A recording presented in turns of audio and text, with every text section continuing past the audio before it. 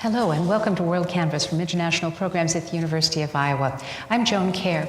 We're talking about teaching innovation in this series, and our guest in this third segment will describe how the context in which classes are taught and learning takes place can exponentially expand the educational experience.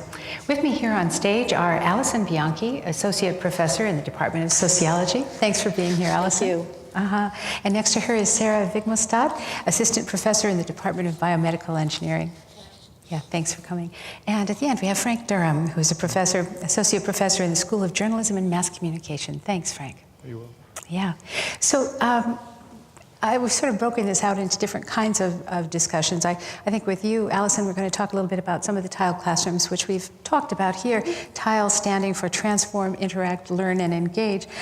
We've been talking a lot about science classes and that sort of thing. Well, you're in sociology, a somewhat different discipline, and I wonder if I could get you to tell me a little bit how you're addressing the themes that you teach in sociology in new ways. Well, I was actually introduced to TILE as, it was talked about in the first segment as a problem solving for my classroom. I teach the undergraduate research methods class. This is the class that students love to hate. It's boring. Once it's done in a lecture format, the students don't get as much as they should out of it.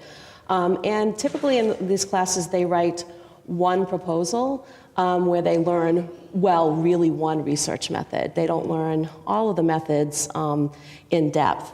And so, quite frankly, too, Joan, I was bored teaching it. I had taught this class for 10 years, and I enjoyed it, but it got kind of stiff. Mm-hmm. So I approached the TILE classroom people and the inquiry-based classroom trainers and asked them how I could kind of pep it up. And so I learned how to create modules for each of the research methods that we teach, and the students are able to learn each of these methods in depth, as well as really learning how to craft a research question with using their creativity, but also kind of some structure appropriate for each of the different methodologies. Mm-hmm. And they love it. The students have done very, very well. I have some data we're very data-driven as sociologists. I have data from when I taught the class in a lecture format, and now with this new team-based, inquiry-based methodologies, and their grades have gone up. So that's something that the students, of course, like to hear. Yeah. And also, too, I think they've really learned how to work together well. I have to also say, Joan, I'm a social psychologist by training. I study groups, and I was very skeptical about team-based learning because typically what professors have done in the past is just kind of thrown students together and expected, ta-da, it's all going to work, and groups are going to get along and be productive, and everyone's going to pull their weight, right? This is the big thing that students don't like about groups. I'm going to do all the work, and such isn't going to do the work, and that's how a lot of these study groups have been structured. But if you use some of the techniques that I've learned as a group processes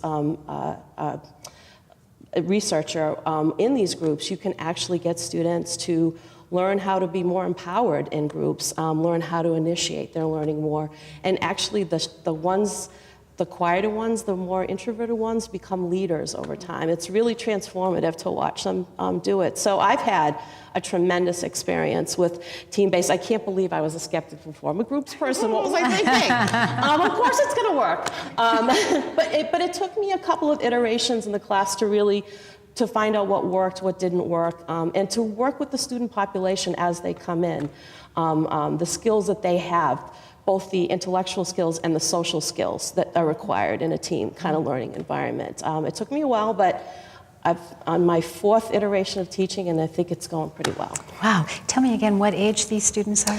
Yeah, so I get them at the junior level, their 3rd year in school. And so, yeah, they've already been really, they're cynics when it comes to groups coming into the class. And so I have to really break that down. The first thing I do the very first day is have them go to whiteboards and give me the pros and cons of group interaction. And we address we address these and help structure. In other words, they structure their own groups according to the way that they want to see them structured, which is the beginning of really understanding how groups work and how to get them work for you as a team member. And that's a skill. They don't know that coming in, right? It's or the notion of planning before you jump in and do a module. Like, you actually should sit down and plan out some steps before you jump in and do them and kind of make mistakes along the way. These are techniques that seem self-evident, I think, to adults, but for students just learning this, they're not. So, and it's more like the workplace the students will be entering someday. I'm hoping that's my goal. So you never have to be a researcher again after you take my course. I know, I want them to all be, but you don't have to be. More importantly, they learn to think critically and also how to work well in groups and to be group leaders in a way that empowers everyone in the group.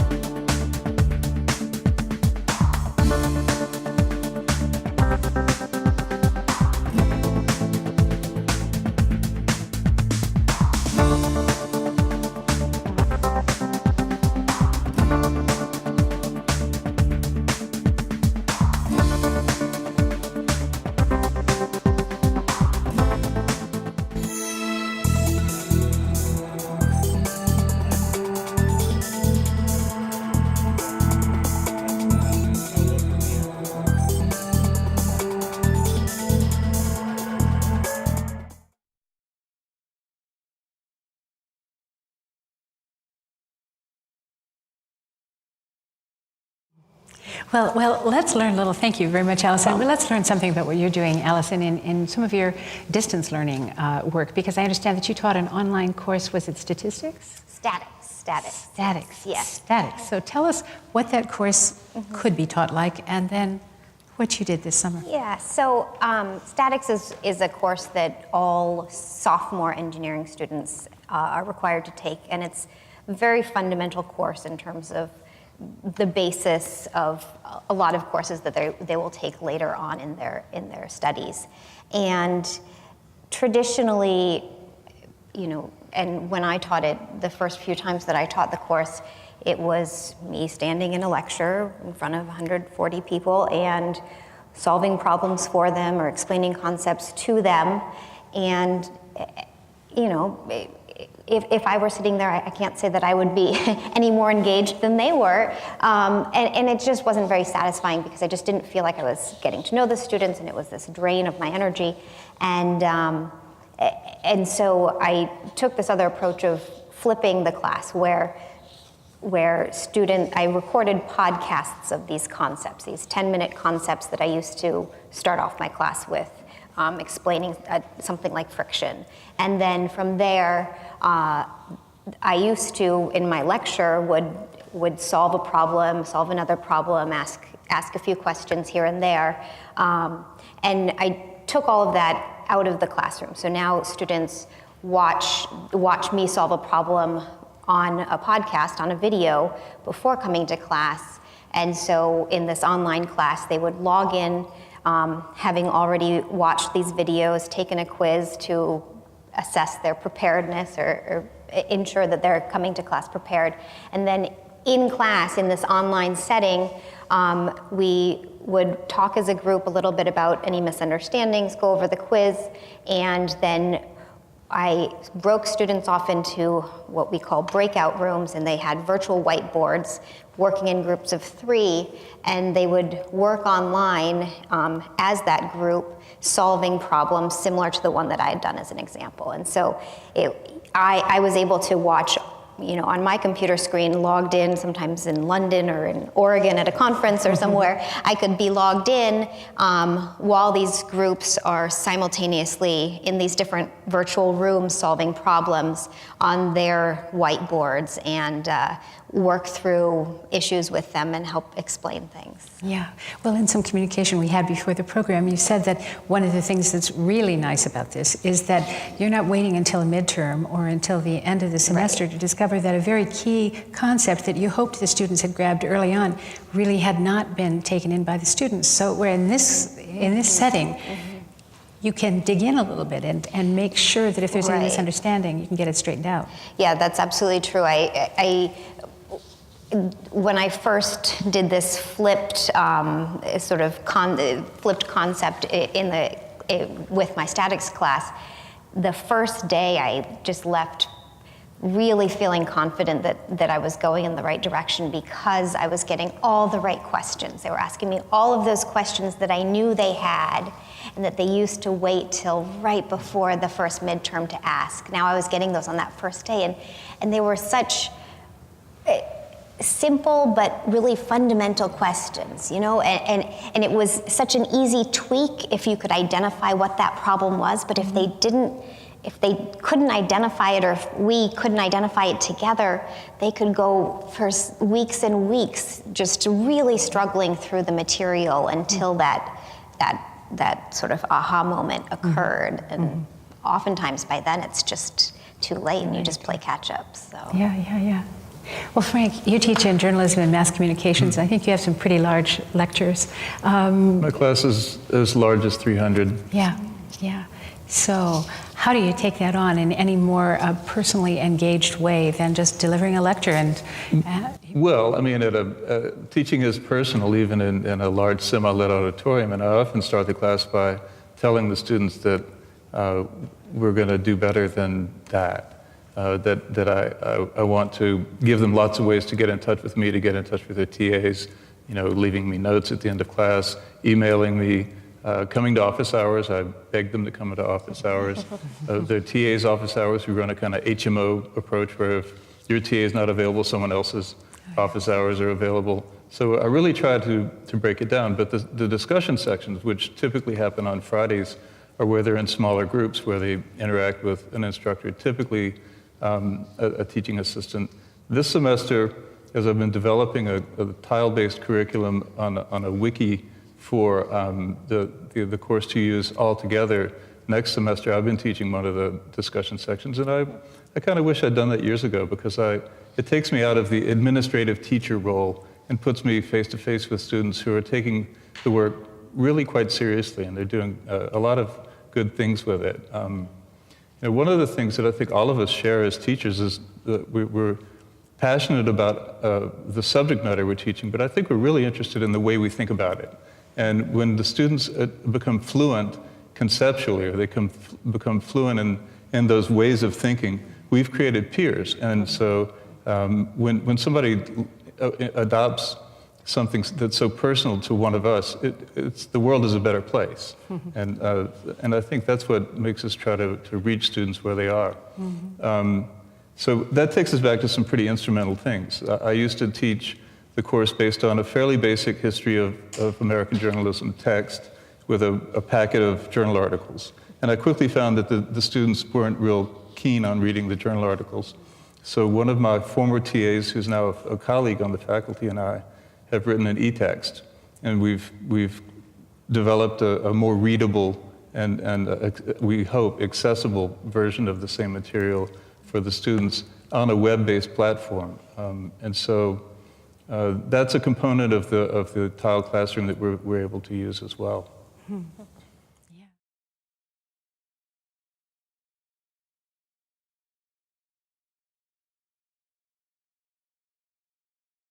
Tradition. Ambition. Exploration. Inspiration. You feel it when you step on campus at the University of Iowa. The energy and pride of students inspired by our history. And excited about our future. When you join the Hawkeye family, you're a part of it all. Be a part of it. Be a part of it. Be a part of it. Be a Hawkeye.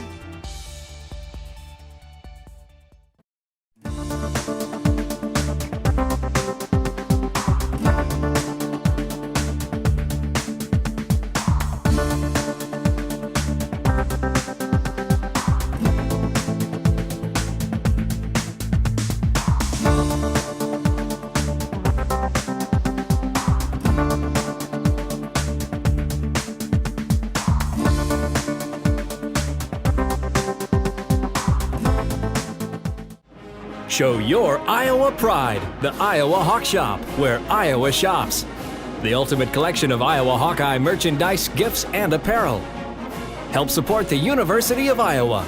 All proceeds benefit men's and women's athletic teams and student programs. The Iowa Hawk Shop, where Iowa shops. Show your Iowa pride. Call 1-800-HAWK-SHOP or visit www.hawkshop.com.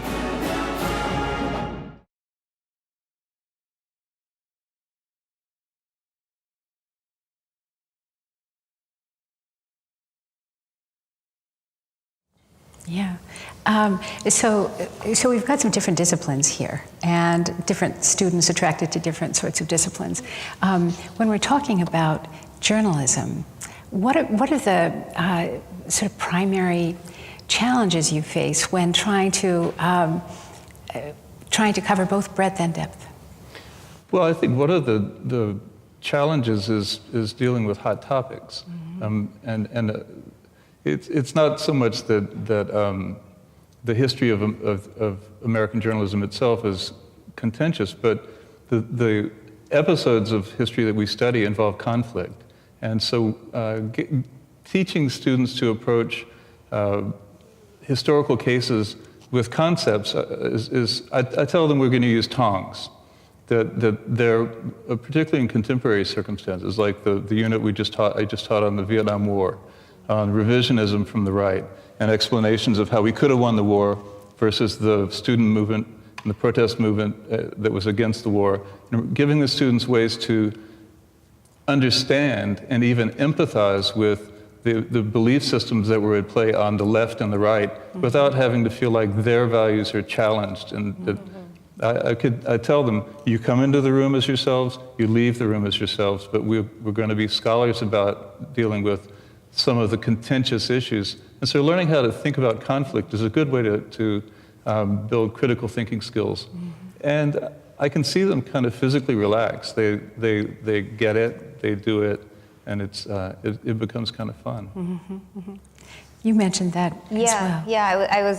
I think that one of the things that we maybe aren't able to quantify so much yet in terms of the outcomes of some of these newer teaching approaches is just really the soft skills that students are acquiring and their ability to communicate their ideas and convince their group members that they're right about an idea, or learn to ask questions in a way that they're going to get the right types of answers, or they're going to get to that next step.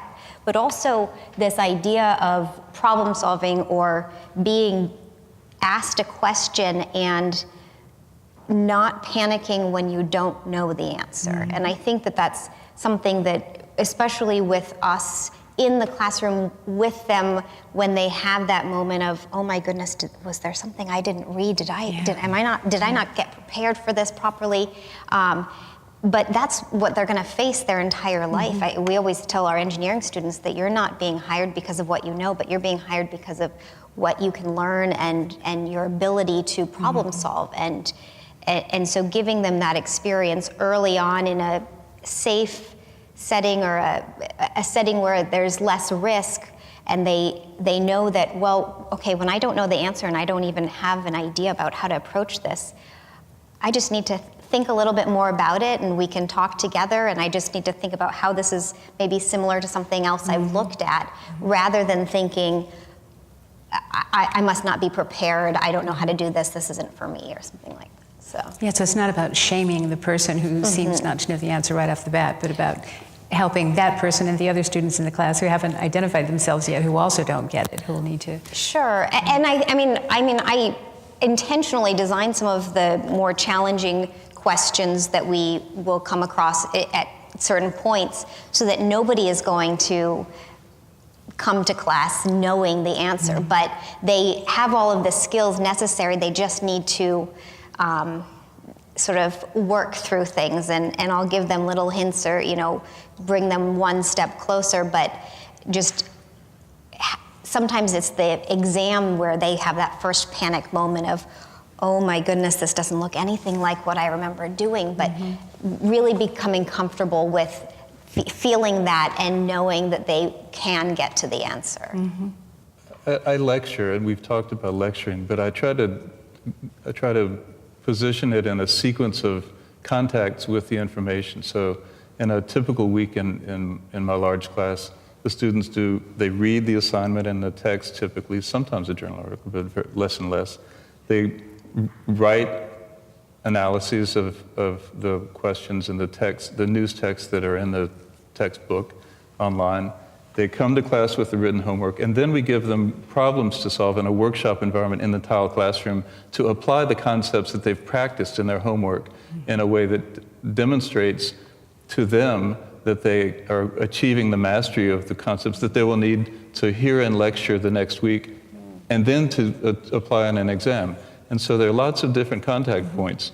And I even talk to them about how they're taking notes in class. We collect their notes and offer them some feedback on what to do for 50 minutes while someone's at the front of the room talking, which is a real question. I certainly didn't know that when I was a freshman 30 years ago. So the lecture becomes a moment, and it's not the only time you get the answer waved in front of you. And I think that that's one way to get them to relax and see this whole week as a sequence. Yeah. It sounds to me as though this is really a good deal more taxing for many faculty than delivering the lecture you may have given for many years that you're proud of, that you think the work is good and so on and so forth. But this is a lot of work for you too as faculty, isn't it? It is. I think that the first foray into team-based, inquiry-based learning, it took me 3 times as long to prepare the course than it would take for a lecture course. And this was a course, again, like I said, that I've been teaching for a long time.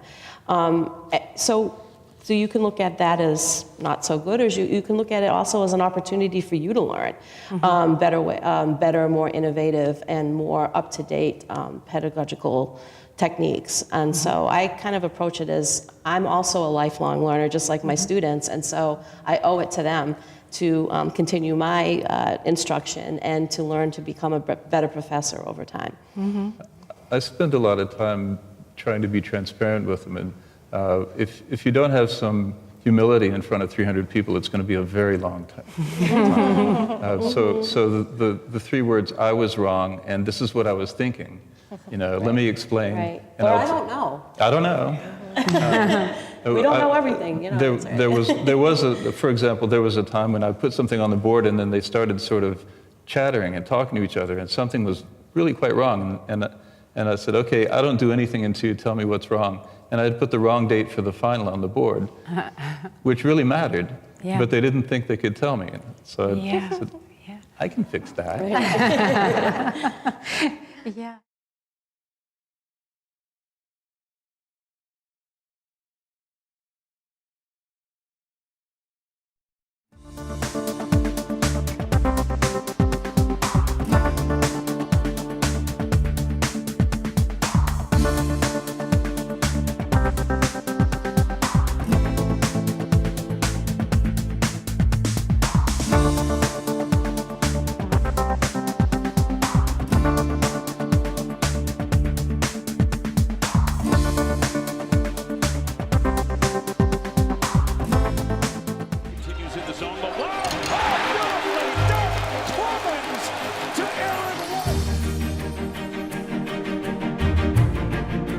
Steals it away. She's got Pruny. Instead, she'll go coast to coast and finishes with the right hand.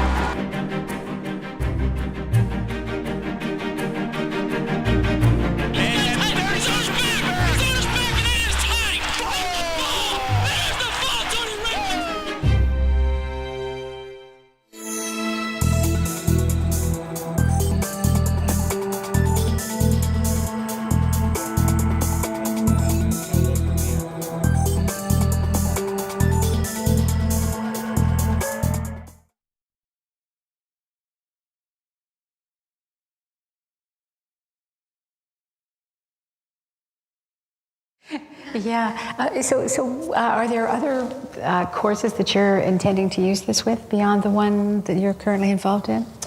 I think I would really like to teach our statistics course in the tile classroom, because that really, again, is kind of like a project-based course where you get your hands-on data and have groups work with them. Because I think for the same reasons that Sarah uses the techniques that she does, you kind of have to learn early on where the bad habits are and where the mistakes are being made, because a course like statistics builds and builds and builds on harder and harder concepts. So I definitely thought about that. But then I also thought about the possibility of teaching a more sociological substantive course, not just a methods course, but something like social psychology. How would I go about doing that in a team-based environment? I think that's going to be more challenging than the more project-based things that I do now, but I'm thinking about that in the future. Yeah. Is that the way you see it too? Yeah, I definitely, even though, you know, I've only done the statics course online or in a tile classroom, I've really tried to use the same ideas regardless of the classroom setting that I'm in, and I just, having experienced sort of the energy and fulfillment and satisfaction of, you know, being with the students as they're learning and they're understanding the material. I just haven't been able to go back to standing and just chattering for for such a long time. And so I've just really tried to bring some of those same ideas of inquiry-based learning, asking questions, challenging them to come up with the answers rather than just conveying information to them. Although lectures, I have to stand up for them. I know I'm the groups person. No. A good lecture is still a darn good way to learn. Sure. And there's an art to that as well. So. Yeah. Well, I guess I have to put in a word for the team that works with me now, and I think in another segment somebody mentioned this, but Hai-Jin Lee is the recent doctoral graduate from our mass communication program who's helped me develop the wiki curriculum for the sections, and she's superior. She's so bright and she's so helpful. And we've done this in terms of risk taking. We've done this as a high wire act, finishing often the hour before class, 14 weeks in a row, and then teaching it. And so I'm looking forward to the next. You really are a journalist. Well, we're 14-0. I mean, it's going, terrific. And now we're revised, and each will get our second chance. Jane Russell of ITS has helped us with the assessment, doing an IRB-approved project, we hope, to compare the teaching method in a traditional classroom to the tile classroom and to try to assess the differences. And so I've often had 2, 3, or 4 people in the lecture hall monitoring aspects of what's going on as we figure out what we're doing with this teaching. And that's really quite different from being alone in the project, and I owe them so much, and it's been a good experience, but it's caused me to rethink my role in things, and I'm more collaborative than I thought I might have been. So. Yeah. Any last thoughts from anyone? If not, I just want to say thank you so much to Alison Bianchi, Sarah Vigmelstad, and Frank Durham. This has been really fun, and good luck with all these courses you're developing and working on. It sounds great. Thank you. You've been listening to the third installment of a 4-part series of WorldCanvass, and as you know, we are talking about teaching innovation on this program. Please join us next week when we're going to be talking about some of the tools, technological tools that are making a difference in learning environments these days. All WorldCanvass programming is available on UITV, YouTube, iTunes, KRUI, and the International Programs website. I'm Joan Kjaer, and for UI International Programs, thank you very much for listening. Good night.